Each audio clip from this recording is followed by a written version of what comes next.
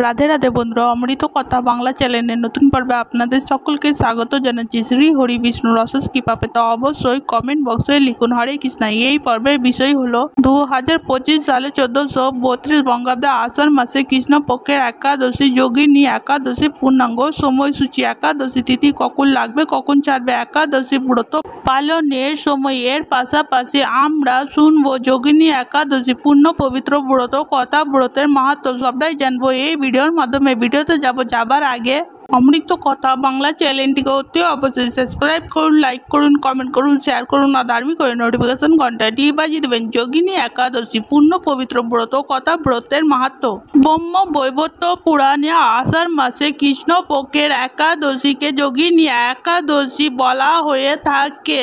যুধিষ্ঠির বললেন, হে বাসুদেব, আষাঢ় মাসে কৃষ্ণপক্ষের একাদশী মাহাত্ম্য কৃপাপূর্বক আমাকে বলুন। শ্রীকৃষ্ণ বললেন, হে মহারাজ, সকল পাপ বিনাশিনী ও বহু মুক্তি প্রদায়ক উত্তম ব্রতের কথা বলছি, আপনি শ্রবণ করুন। আষাঢ় মাসে কৃষ্ণপক্ষের একাদশী যোগিনী নামে খ্যাত।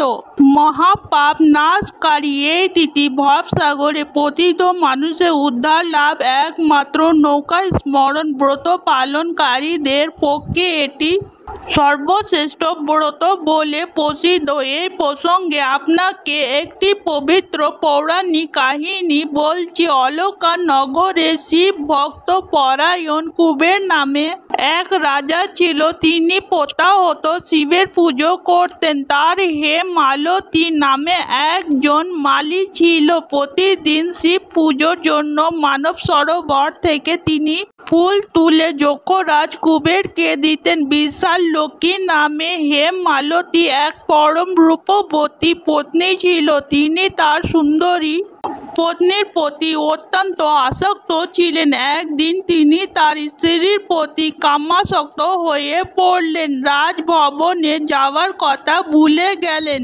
বেলা 2 প্রহর অতিবাহিত হলো। অর্চনের সময় চলে যায় দেখে রাজা ক্রুব্ধ হয়ে মালির বিলম্ব কারণ অনুসন্ধানে এক দূত প্রেরণ করলেন। দূত এসে রাজাকে বলল তিনি গৃহে স্ত্রীর সঙ্গে আনন্দ মত্ত। দূতের কথা শুনে কুবের অত্যন্ত রেগে তখনই মালিকে তার সামনে হাজির করতে আদেশ দিলেন। এদিকে মালি কুবেরের পূজার সময় অতিবাহিত হয়েছে বুঝতে পেরে অত্যন্ত ভয় পেলেন। তাই স্নান না করে তিনি রাজার কাছে উপস্থিত হলেন। তাকে দেখা মাত্র রাজা ক্রুদ্ধ বসে চোখ রাঙিয়ে বললেন, পাপিষ্ঠ দুরাচার, তুই দেব পুজোর পুষ্প আনতে অবজ্ঞা করেছিস, তাই আমি তোকে অভিশাপ দিচ্ছি। সে কুষ্ঠগ্রস্ত হয়ে যায় এবং তোর প্রিয়তমা ভার্যার সাথে তোর চির বিয়োগ সংঘটিত হোক।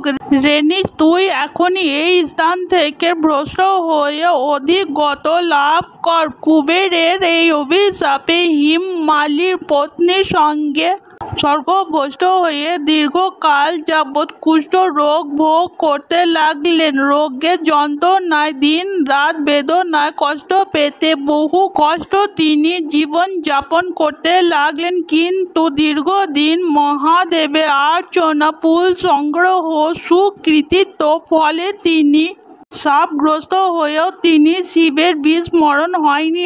একদিন হেমমালি ভ্রমণ করতে করতে হিমালয় শ্রী মার্কেন্ডেয় মুনির আশ্রমে উপস্থিত হলেন। কুষ্ঠ রোগে পীড়িত হেমমালিনীকে দর্শন করে শ্রী মার্কেন্ডেয় তাকে জিজ্ঞাসা করলেন, তুমি কার অভিশাপে এই রকম নিন্দনীয় কুষ্ঠ রোগগ্রস্ত হয়েছ?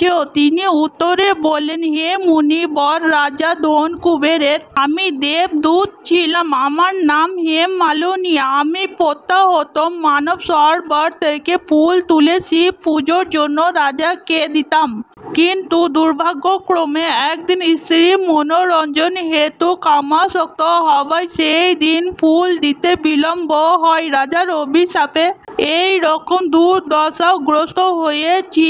পর উপকারী সাধকগণের স্বাভাবিক কর্ম হেতু ঋষি সর্বশ্রেষ্ঠ আমি অত্যন্ত অপরাধী কৃপা করে আমার প্রতি প্রসন্ন হন। তখন দয়ার্দ্র চিত্তে মার্কেন্ডেয় মুনি বললেন, হে মালি, তোমার মঙ্গলের জন্য শুভ ফল প্রদানকারী এক ব্রত উপদেশ করছি। তুমি আষাঢ় মাসে কৃষ্ণপক্ষের যোগিনী নামক একাদশীর ব্রত পালন করো। এই ব্রতের প্রভাবে তুমি অবশ্যই কুষ্ঠ ব্যাধি থেকে মুক্ত হবে। শ্রীকৃষ্ণ বলে ঋষির উপদেশ শ্রবণ করে হেমমালি তাকে প্রণাম জানালেন। পরে অত্যন্ত আনন্দ ঋষির আদেশে মতো নিষ্ঠার সঙ্গে যোগিনী একাদশীর ব্রত পালন করলেন। এইভাবে হেমমালি সমস্ত রোগ থেকে মুক্ত হলেন ও পত্নী সহ সুখে জীবন যাপন করতে লাগলেন। হে মহারাজ যুধিষ্ঠির, আমি আপনার কাছে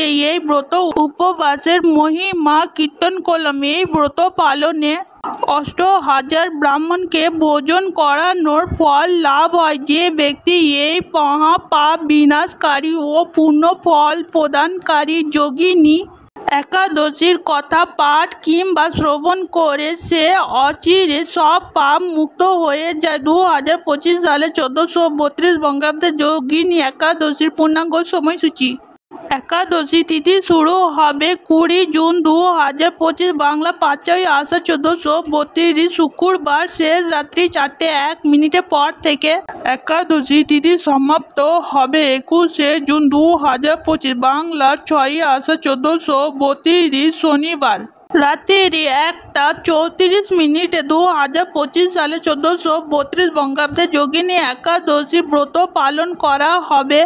স্মার্ত মতে 21 জুন 2025 বাংলা 6ই আষাঢ় 1432 শনিবার। গোস্বামী মতে ব্রত 22 জুন 2025 বাংলা 7ই আষাঢ় 1432 রবিবার। স্মার্ত মতে একাদশী ব্রত পালন হবে 22 জুন 2025 বাংলা 7ই আষাঢ় 1432 রবিবার সকাল 6:57 পর থেকে সকাল 9:25 মধ্যে। স্মার্ত মতে যোগিনী একাদশীর ব্রত পালন। গোস্বামী মতে যোগিনী একাদশীর ব্রত পালন হবে 23 জুন 2025 বাংলা 8ই আষাঢ় 1432 সোমবার সকাল 9:25 মধ্যে। গোস্বামী মতে যোগিনী একাদশী ব্রতে পালন হবে। জয় শ্রীকৃষ্ণ। আজকের পর্ব এখানেই সমাপ্ত হলো। অমৃত কথা বাংলা চ্যানেলের সঙ্গে থাকার জন্য আপনাদের অনেক অনেক ধন্যবাদ। রাধে রাধে।